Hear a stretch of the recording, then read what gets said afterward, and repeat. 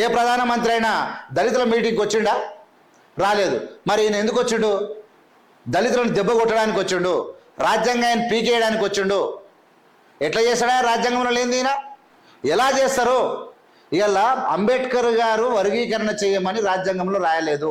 ఈ did not wrote single word, kept the word of class in the presidential order. Presidential ఆర్డర్లో ఏముందని మళ్ళీ చెప్పినా మళ్ళీ చెప్తా ఉన్నా.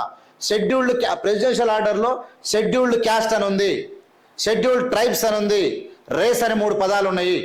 క్లాస్ అనే వర్డ్ లేదు, క్లాసిఫికేషన్ అనే వర్డ్ లేదు. ఇవన్నీ హోమోజీనియస్ గ్రూప్లు, అంటే ఒకే అంటరానితనం మీద ఏర్పడ్డాయి. కాబట్టి దీన్ని విడలేయొద్దు. మరి ఏం చేయొచ్చు?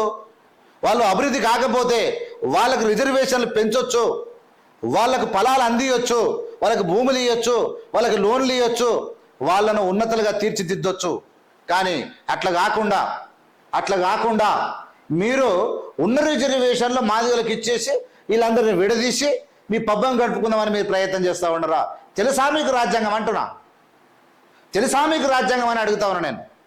తెలిస్తే మీరు తప్పు, నరేంద్ర మోడీ చేసిన తప్పు, డివై చంద్రచూడ్ చేసిన తప్పు కాంగ్రెస్ పార్టీ ఎందుకు చేస్తుందని అడుగుతా ఉన్నా. ఏడురా మీరంతా ఏం చేస్తూ ఉన్నారు మీరు అన్నారా?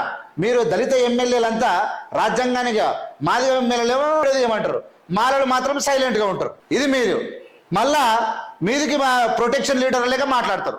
ఎందుకు కాంగ్రెస్ పార్టీ పూసుకు తిరుగుతూ ఉంది, నెత్తిలో పెట్టుకొని తిరుగుతూ ఉంది ఆ జడ్జిమెంట్ అని అడుగుతా ఉన్నా. ఆన్సర్ చెప్పండి.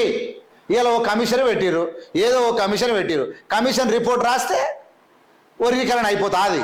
కమిషన్ అంటే బాబాసాహెబ్ అంబేద్కర్ రాసిన రాజ్యాంగము కమిషన్ పెట్టి తీసి రిజల్ట్ చేసి రాసేంత ఈజీదా?